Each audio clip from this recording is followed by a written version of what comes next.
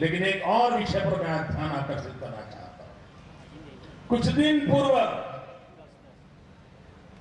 आसाम के अंदर बांग्लादेशियों ने जिस प्रकार से हुड़दंग मचाया, आसाम के अस्तित्व को ललकारा, भारत के सार्वभौमत्व को ललकारा, और देश के प्रधानमंत्री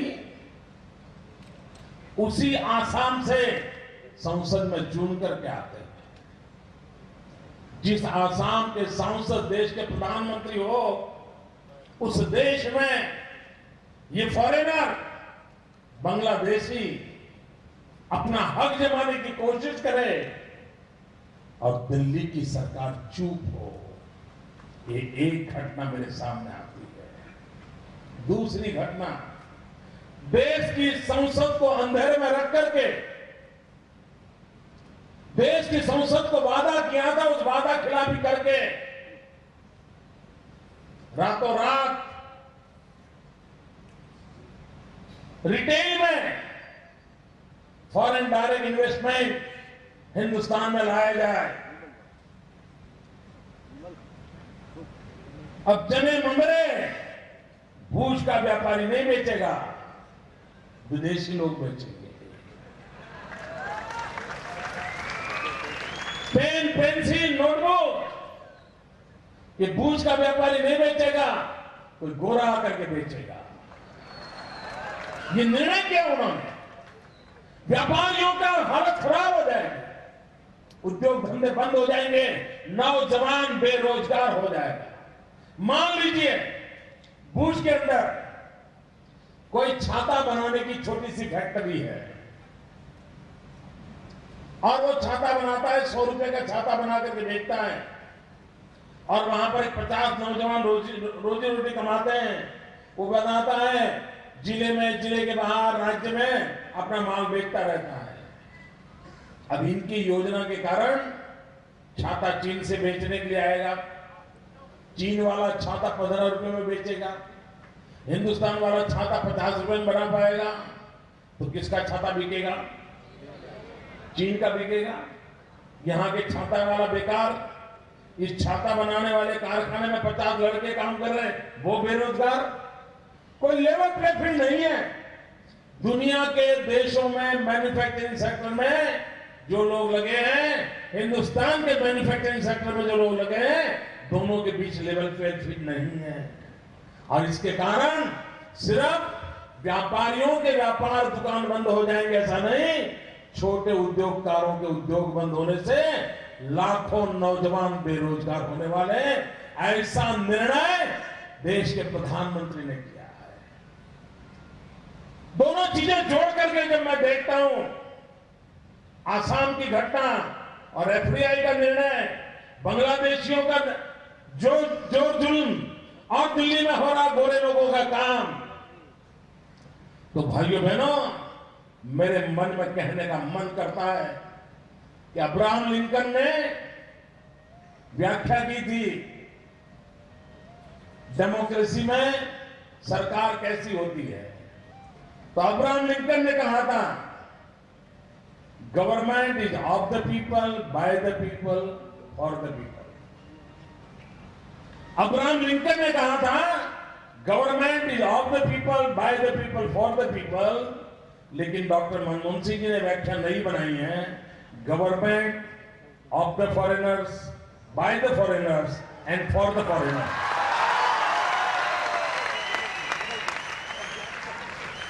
मैं तो बहुत जिम्मेवारी के साथ में आज बार अपना आक्रोश व्यक्त कर रहा हूं।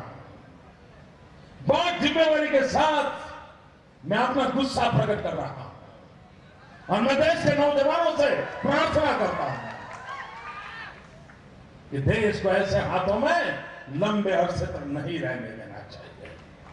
जितनी मिनट ज्यादा देश ऐसे हाथों में रहेगा, स्वामी के विवेकानंद के सारे सपने चूर चूर हो जाएंगे। भाई बहनों, इन दिनों गुजरात के खिलाफ न जाने क्या क्या बातें कही जा रही है, किस प्रकार के एडवर्टाइजमेंट दी जा रही है। भारत को किस दिशा में ले जाना है जिनको पता नहीं। और कहां ले गए देश ने देखा है। ये लोग रोज अखबार टीवी में आते हैं, दिन में 90 बार आपके घर में आते हैं और कहते हैं दिशा बदलो, दशा बदलो।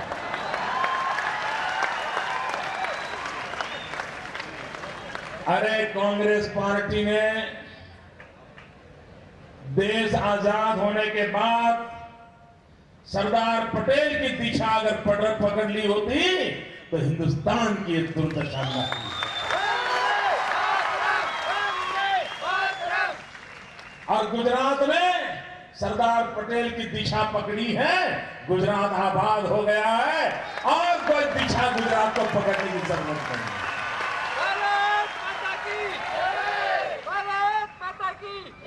और किसी दिशा में जाने की गुजरात को जरूरत नहीं है। हमारे लिए सरदार पटेल की दिशा काफी है और सदियों तक सरदार पटेल की दिशा गुजरात को काम आने वाली है।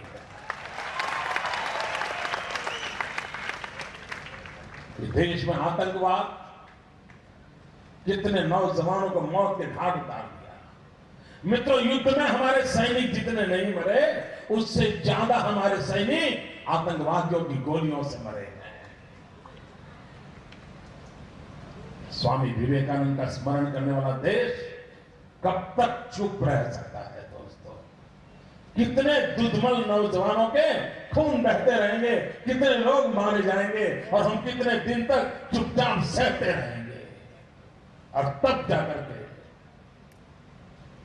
भीतर से आग उगलने का मन करता है दोस्तों, मन बेचैन हो जाता है। हमारे लिए स्वामी विवेकानंद आस्था है, हमारे लिए स्वामी विवेकानंद एक श्रद्धा है। और स्वामी विवेकानंद ने सपना देखा था, उन्होंने कहा था मैं अपनी आंखों से देख रहा हूं, एक दिन आएगा जब मेरी भारत माता जगत गुरु के स्थान पर विराजित होगी। क्या स्वामी विवेकानंद के सपनों को पूरा करना हमारा दायित्व नहीं है? क्या स्वामी विवेकानंद इन सपनों को जीने की कोशिश करना ये देश के युवक का कर्तव्य नहीं है? और अगर देश का युवक उन सपनों को संजोता है, उन सपनों को लेकर के जीता है और भारत माता को महान बनाने के लिए अपना कुछ योगदान करता है, तो इससे बड़ा पुण्य कार्य कोई हो नहीं सकता। और उस कार्य के लिए हम चल पड़े। मेरे नौजवान मित्रों, निर्णय आपको करना है। क्या हमें ये दिल्ली के रास्ते पर गुजरात को जाने देना है? मुझे जवाब चाहिए।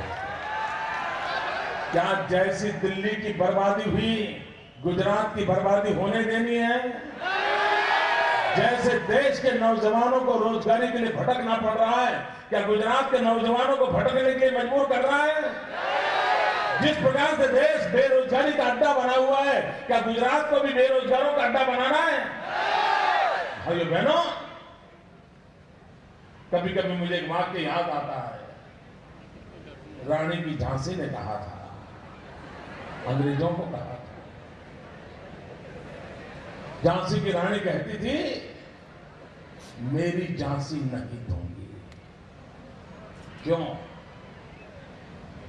क्योंकि उसे पता था कि अंग्रेज आने से झांसी का क्या हाल होगा।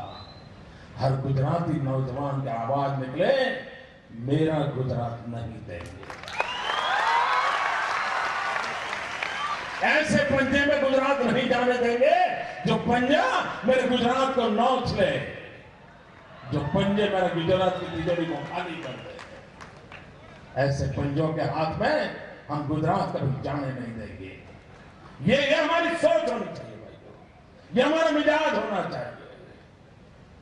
आप देखिए दोस्तों, 2004 में कांग्रेस पार्टी का चुनावी मैनिफेस्टो निकालिए और जो नौजवान इंटरनेट सर्फिंग करने की आदत रखते हैं, गूगल गुरु के जो शिष्य हैं, वे कांग्रेस पार्टी के वेबसाइट पर जाइए, 2004 और 2009 का मैनिफेस्टो देख लीजिए। उस मैनिफेस्टो में उन्होंने कहा है, 2004 में कहा था कि हम हर परिवार में एक नौजवान को रोजगार देंगे। मिला है भाई? किसी को मिला है क्या? ये झूठे वादे क्यों करते हो? थोड़े तो शर्म करो। ये जनता पढ़ी लिखी है, जनता सब कुछ जानती है। कब तक उसकी आंख में धूल झोंकते रहोगे? 2009 में उन्होंने वादा किया था, मैनिफेस्टो में है कि दिल्ली में हमारी सरकार बनेगी, 1 करोड़ लोगों को रोजगार देंगे। 1 करोड़ लोगों को मिला है भाई? वो दिल्ली के काम किसी को रोजगार? आवाज से जवाब दो दोस्तों, मिला है? ये झूठ बोल रहे हैं, ये झूठे वादे कर रहे हैं, ये आपकी आंख में धूल झोंक रहे हैं। क्या लोकतंत्र इतना नीचे गया है कि आप जनता को मूर्ख बनाते चलो? इतना ही नहीं दोस्तों, अभी भारत सरकार का एक रिपोर्ट आया। वो रिपोर्ट कहता है कि पूरे देश में पिछले 5 साल में जो रोजगार मिला है उसमें 72% अकेले गुजरात में और 28% में पूरा हिंदुस्तान। ये रोज मेरे खिलाफ कीचड़ उछालते रहते हैं हमारे कांग्रेस के मित्र। रोज कांग्रेस के मित्र लिख करके रखो, जितना कीचड़ उछालोगे ज्यादा, उतना ही कमल ज्यादा खिलेगा।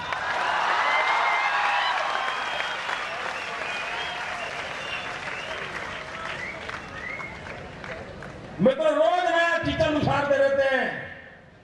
मैं कांग्रेस के मित्रों को पूछना चाहता हूं, ये दिल्ली की प्रधानमंत्री आपके हैं, सरकार आपकी है, आपकी पार्टी के नेता हैं, वो रिपोर्ट कर रही है कि 72% रोजगार गुजरात देता है, 28% में सारा हिंदुस्तान है। अरे कुछ तो करके दिखाओ, कहीं तो दम दिखाओ।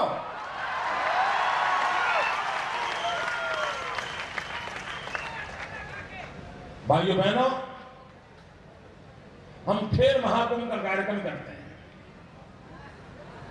जब ओलंपिक होती है तो हम चर्चा करते हैं, 120 करोड़ का देश, हमें गोल्ड मेडल नहीं मिलता, हमें सिल्वर नहीं मिलता, हमें ब्रॉन्ज नहीं मिलता, हमको ये नहीं मिलता। महीने भर चर्चा चलती है, बात पूरी हो जाती है। मित्रों, देश कुछ करे या न करे, हमें तो कहीं से शुरू करना चाहिए। ये विवेकानंद युवक केंद्रों के माध्यम से हम खेल कूद को प्राथमिकता देना चाहते हैं। स्वामी विवेकानंद भी कहा करते थे नौजवानों को, अरे भाई गीता वीता के चक्कर में मत पड़ो, जाओ फुटबॉल खेलो। ये विवेकानंद कहते थे। अगर विवेकानंद का ये सपना भी हमने पूरा कर दिया, खेलो, जम करके खेलो, दिन में 4 बार पसीना छूट जाए, इतना खेलो, मेरा गुजरात सशक्त हो जाएगा, मेरा गुजरात मजबूत हो जाएगा, मेरा गुजरात का नौजवान तेज तरार हो जाएगा। ये सपना मैं भी देखता हूं।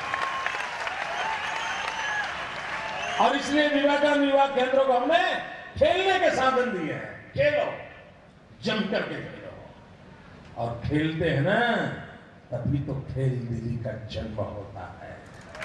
अगर स्पोर्ट्स नहीं है तो स्पोर्ट्समैन स्पिरिट भी नहीं आता है।